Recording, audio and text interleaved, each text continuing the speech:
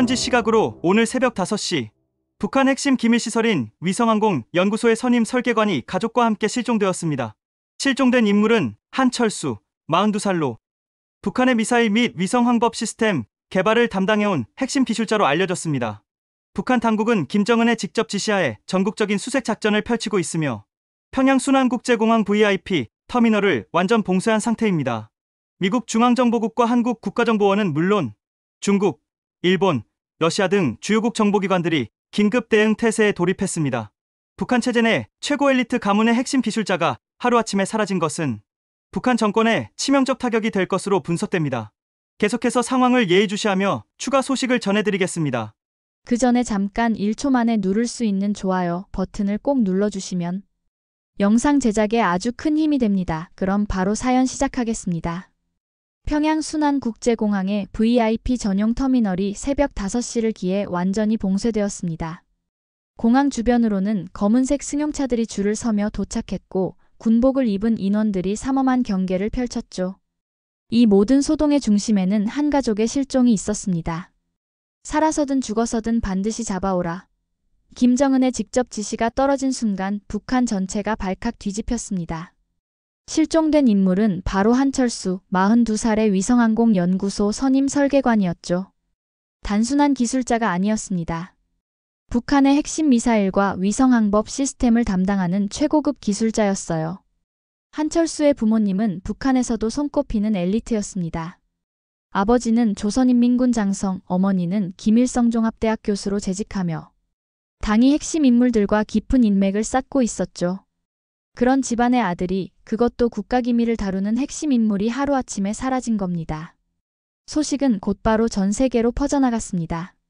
미국 중앙정보국은 긴급 소집령을 내렸고 한국의 국가정보원도 마찬가지였어요. 중국 국가안전부, 일본 공안조사청, 러시아 대외정보청까지 모든 정보기관들이 촉각을 곤두세웠습니다. 북한 핵심 기술자의 탈출 가능성이 높다는 첫 보고가 올라간 순간 국제정세는 급격한 변화의 소용돌이에 빨려들어갔어요. 한철수가 알고 있는 기술 정보만으로도 북한의 미사일 프로그램에 치명적인 타격을 줄 수 있었거든요. 평양 거리마다 검문소가 설치되고 국경지대에는 수천 명의 경비 병력이 투입되었습니다. 하지만 한철수와 아내 윤혜, 그리고 두 자녀인 태민과 서연의 행방은 여전히 오리무중이었어요. 불과 사흘 전까지만 해도 한철수 가족은 북한에서 가장 부러움을 받는 삶을 살고 있었습니다. 평양 중구역의 고급 아파트 최상층에 거주하며 전용 엘리베이터와 경호원까지 배치된 특별한 대우를 받고 있었죠. 한철수는 매일 아침 8시에 검은색 벤츠로 연구소에 출근했습니다. 운전기사는 물론이고 점심 식사도 간부 전용 식당에서 해결했어요. 일반 주민들이 배급으로 연명할 때 한철수 가족은 특별 상점에서 수입 식품과 고급 생필품을 자유롭게 구입할 수 있었습니다.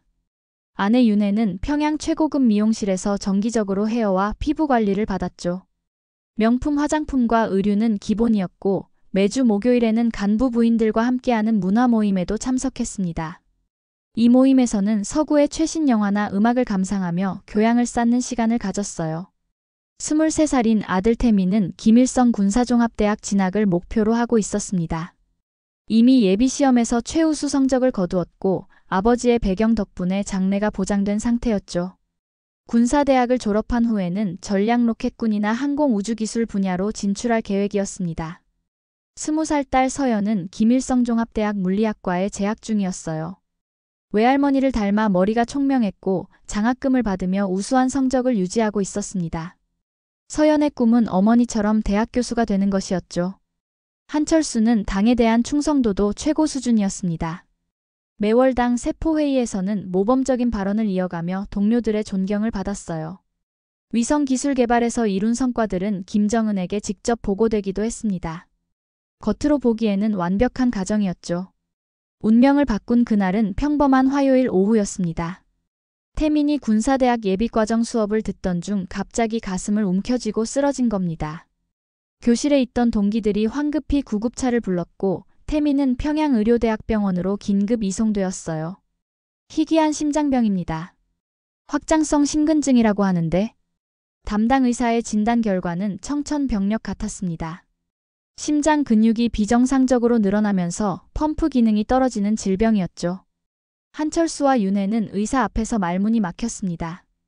수술로 치료가 가능한가요? 윤혜의 떨리는 목소리에 의사는 고개를 저었어요. 현재 우리 의료진의 기술로는 수술이 불가능합니다. 약물 치료로 증상을 완화시키며 연명하는 것이 최선입니다. 태민의 상태는 날이 갈수록 악화되었습니다. 조금만 움직여도 숨이 차고 가슴이 아팠어요. 군사대학 진학은 당연히 포기해야 했고 장래에 대한 모든 계획이 무너져 버렸습니다.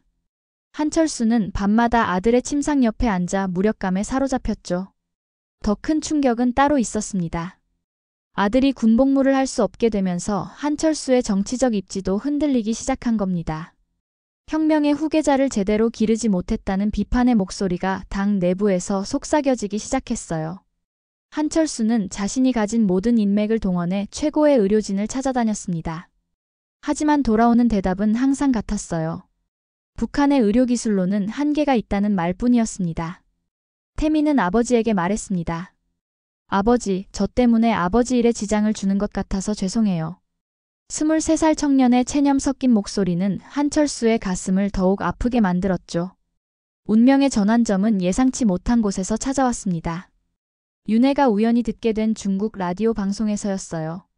깊은 밤, 가족들이 모두 잠든 사이 윤혜는 작은 라디오로 중국어 방송을 청취하곤 했습니다. 중국어를 유창하게 구사하는 윤혜에게는 외부 소식을 접하는 유일한 창구였죠. 한국에서는 확장성 심근증 환자도 심장이식 수술로 완치가 가능하다는 뉴스가 흘러나왔습니다. 윤혜는 라디오 볼륨을 더욱 낮추고 귀를 바짝 기울였어요. 서울의 한 대학병원에서 중국인 환자의 심장이식에 성공했다는 내용이었습니다. 다음 날 새벽 윤혜는 한철수를 조용히 깨웠습니다. 여보, 중요한 이야기가 있어요. 둘은 거실로 나와 작은 목소리로 대화를 나누었죠. 태민이 병이 한국에서는 치료가 된다고 해요. 한철수는 처음에는 믿기지 않았습니다. 그럴 리가 없어. 우리 의료진이 최고라고 했는데. 하지만 윤혜는 며칠에 걸쳐 더 많은 정보를 수집해왔어요. 중국 인터넷 사이트에서 찾은 자료들, 한국의 의료기술 수준에 대한 구체적인 정보들이었습니다. 남조선의 의료기술이 그렇게 발달했다는 말인가? 한철수는 충격을 감추지 못했습니다. 지금까지 배워온 모든 것이 흔들리는 순간이었어요. 북한이 최고라고 믿어왔는데 아들의 생명을 구할 수 있는 기술이 남쪽에 있다는 현실이 받아들여지지 않았습니다. 윤혜는 한철수의 손을 꽉 잡았습니다. 체제가 중요한 게 아니에요. 우리 아들이 중요한 거예요. 어머니로서의 절절한 마음이 담긴 말이었죠. 한철수도 아버지였습니다. 국가에 대한 충성보다 아들을 살리고 싶은 마음이 더 컸어요. 그날 밤부터 한철수는 잠을 이룰 수 없었습니다. 평생 몸담아온 체제에 대한 믿음과 아들을 살리려는 아버지의 마음 사이에서 극심한 갈등을 겪었어요. 하지만 결론은 이미 정해져 있었습니다. 한철수는 며칠에 걸쳐 신중하게 계획을 세웠습니다. 연구소에서의 일상을 평소와 다름없이 유지하면서도 은밀하게 탈출 루트를 모색했어요. 가장 먼저 접촉한 것은 중국 국경 지역에서 활동하는 조선족 브로커였습니다. 브로커와의 첫 만남은 평양 외곽의 한 식당에서 이루어졌습니다. 가족 넷이서 안전하게 넘어갈 수 있나요? 한철수의 조심스러운 질문에 브로커는 고개를 끄덕였어요. 돈만 준비되면 가능합니다. 하지만 위험은 감수하셔야 해요. 위험한 여정을 위한 준비물들이 하나둘 마련되었습니다. 위장 신분증, 국경 지역까지의 교통편, 그리고 가장 중요한 중국 쪽 연결책까지. 브로커는 특히 아드님이 아프신 상태라면 수면제를 준비하는 게 좋겠다고 조언했어요. 한철수는 집으로 돌아와 가족 회의를 열었습니다. 거실에 모인 네 가족의 얼굴은 긴장으로 굳어 있었죠. 태민이를 살리기 위해서는 남한으로 가는 수밖에 없다. 하지만 잡히면 우리 모두 죽을 수도 있어. 태민이 먼저 입을 열었습니다. 아버지, 저 때문에 가족 모두가 위험해져도 괜찮습니다. 저도 살고 싶어요. 23살 청년의 간절한 목소리는 가족들의 마음을 더욱 굳게 만들었어요. 서연도 마찬가지였습니다. 오빠를 살릴 수 있다면 저도 따라갈게요. 그리고 자유로운 곳에서 공부하고 싶기도 해요. 20살 대학생의 솔직한 고백이었죠. 윤혜는 남편의 손을 꽉 잡았습니다. 당신이 결정하는 대로 따르겠어요. 어디든 함께 가요. 40년을 평양에서 살아온 여성의 용기 있는 다짐이었어요. 그렇게 한철수 가족의 목숨을 건 탈출 계획이 최종 확정되었습니다. 며칠 후면 모든 것을 버리고 미지의 땅으로 떠나야 했어요. 성공하면 새로운 삶, 실패하면 죽음이 기다리는 위험천만한 도박이었습니다. 운명의 날이 밝았습니다. 10월 15일 새벽 2시 한철수 가족은 평양을 떠나 국경으로 향했어요. 브로커가 준비한 낡은 트럭에 몸을 맡긴 채 어둠 속을 달렸습니다. 태민은 수면제를 복용해 깊이 잠들어 있었고 나머지 가족들은 긴장으로 한마디도 나누지 못했죠. 함경북도 온성군에 도착한 것은 새벽 5시였습니다. 국경까지는 도보로 2시간 거리였어요. 브로커는 이제부터는 절대 소리 내면 안 된다며 엄중하게 경고했습니다. 한철수가 태민을 업고 윤혜와 서연이 뒤따르는 형태로 산길을 오르기 시작했어요. 첫 번째 위기는 예상보다 일찍 찾아왔습니다. 산 중턱의 검문소에서 경비병이 신분증 검사를 요구한 겁니다. 어디서 온 사람들인가? 한철수는 미리 준비한 위조 신분증을 내밀며 침착하게 대답했어요. 함흥에서 친척 결혼식에 참석하러 가는 중입니다. 경비병이 서연을 유심히 바라보며 의심스러운 표정을 지었습니다. 바로 그때 서연이 기지를 발휘했어요. 동무, 혹시 함흥 출신이세요? 억양이 비슷한 것 같은데요. 자연스러운 대화로 분위기를 풀어낸 겁니다. 경비병은 웃으며 신분증을 돌려주었죠. 두만강까지는 이제 마지막 1km였습니다. 하지만 가장 위험한 구간이 남아 있었어요. 강 주변은 철조망과 지뢰밭 그리고 순찰대의 감시가 삼중으로 둘러싸인 곳이었습니다. 브로커는 강변에 숨겨둔 고무보트를 끌어내며 말했습니다. 이제부터 10분이 승부예요.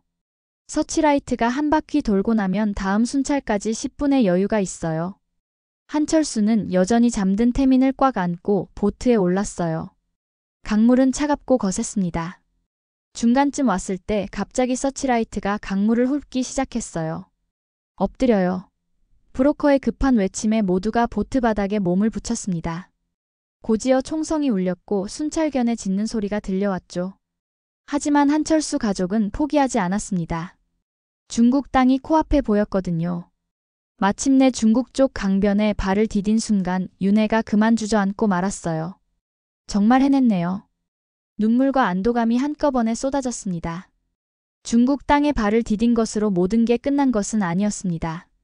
오히려 더 큰 시련의 시작이었어요. 한철수 가족은 브로커의 안내를 받아 연길시의 허름한 여관에 숨어들었습니다. 하지만 중국 공안의 수색망은 점점 좁혀오고 있었죠. 여기도 위험해졌어요. 다른 곳으로 옮겨야 합니다. 브로커의 말에 따라 가족들은 창고, 지하실, 폐가 등을 전전하며 도피 생활을 이어갔어요. 하루하루가 불안과 공포의 연속이었습니다. 더욱 심각한 문제는 가족들의 건강이 급속히 악화되고 있다는 점이었습니다. 태민의 심장병 발작이 더욱 자주 일어났고 서연은 차갑고 습한 환경 때문에 폐렴 기운을 보였어요. 윤혜는 도망 과정에서 다친 무릎이 제대로 치료받지 못해 걸음을 제대로 걷기 힘든 상태였습니다. 한철수는 밤마다 잠들지 못하고 가족들을 지켜보았습니다. 내가 잘못된 선택을 한 건 아닐까 하는 후회와 자책이 마음을 짓눌렀어요. 특히 태민이 발작을 일으킬 때마다 차라리 평양에 있었다면이라는 생각이 들었습니다. 2달간의 지옥 같은 도피 생활 끝에 드디어 희망의 소식이 전해졌습니다. 태국 방콕 루트가 확보되었다는 것이었어요. 방콕에 가면 한국 영사관에서 도움을 받을 수 있어요. 라는 브로커의 말에 가족들은 새로운 희망을 품었습니다. 방콕 수완나품 공항에 도착한 순간 한철수는 무릎이 꺾일 뻔했습니다. 따뜻한 햇살과 자유로운 분위기가 지난 2달간의 고통을 씻어주는 것 같았어요. 가족들은 곧장 한국 영사관으로 향했습니다. 한국으로 가서 아들 치료를 받고 싶습니다. 한철수의 간절한 호소에 영사관 직원들은 따뜻하게 반응했어요. 그리고 마침내 영사관 의사로부터 희망적인 소식을 들을 수 있었습니다. 한국에서라면 충분히 수술 가능합니다. 희망을 가지세요. 인천국제공항에 첫 발을 디딘 순간 한철수 가족은 완전히 새로운 세상에 온 것 같은 충격을 받았습니다. 공항의 규모와 시설, 그리고 자유롭게 오가는 사람들의 모습이 지금까지 살아온 세상과는 너무나 달랐어요. 하지만 가장 중요한 것은 태민의 치료였습니다. 서울 아산병원에 도착한 태민은 즉시 정밀검사를 받았습니다. 수술 성공 가능성이 매우 높습니다. 라는 담당 교수의 말에 한철수와 윤혜는 눈물을 흘렸어요. 북한에서는 불치병이라던 아들의 병이 여기서는 충분히 치료 가능한 질병이었던 겁니다. 2달 후 태민의 심장이식 수술이 성공적으로 마무리되었습니다. 수술실에서 나온 태민이 처음으로 내뱉은 말은 이랬어요. 아버지, 이제 진짜 살고 있는 것 같아요. 숨쉬기가 이렇게 편할 줄 몰랐어요. 23살 청년이 되찾은 새로운 생명이었습니다. 서연은 서울의 한 대학으로 편입학했습니다. 북한에서는 상상할 수 없었던 자유로운 학문 환경에서 마음껏 공부할 수 있게 되었어요. 여기서는 궁금한 건 뭐든 질문할 수 있고 어떤 책이든 자유롭게 읽을 수 있어서 좋아요 라며 활짝 웃는 서연의 모습에서 진정한 자유의 가치를 확인할 수 있었습니다. 윤혜는 하나원에서의 적응 교육을 마친 후 탈북민 상담가로 활동하기 시작했습니다. 자신과 같은 아픔을 겪은 사람들에게 희망의 메시지를 전하는 일이었어요. 저도 한때는 절망했지만 여기서 새로운 삶을 찾을 수 있었어요 라며 동료 탈북민들을 위로했습니다. 한철수는 카이스트 위성연구소에서 새로운 인생을 시작했습니다. 북한에서의 경험과 기술력을 인정받아 우주항공 기술 발전에 기여하게 된 거예요. 또한 국제무대에서 북한의 현실을 증언하는 활동도 펼쳤습니다. 어느 날 저녁, 가족 넷이 함께 저녁 식사를 하던 중 한철수가 조용히 말했습니다. 진정한 조국이란 국민을 지켜주고 살려주는 나라구나. 우리가 이곳에서 새로운 삶을 찾을 수 있어서 정말 다행이야. 창밖으로는 서울의 야경이 반짝이고 있었고 한철수 가족의 새로운 삶은 이제 막 시작되고 있었습니다. 영상 시청해주셔서 감사합니다. 오늘의 감동만만세 사연 어떠셨나요? 감동적인 이야기가 여러분의 가슴에 와닿기를 바랍니다. 여러분의 뜨거운 의견을 댓글로 남겨주시고 이 영상이 여러분의 가슴을 울렸다면 구독과 좋아요 그리고 공유를 부탁드립니다. 대한민국의 위대한 이야기가 더 많은 사람들에게 전해질 수 있도록 함께 해주세요. 저는 다음에 더 좋은 사연으로 돌아오겠습니다. 감사합니다.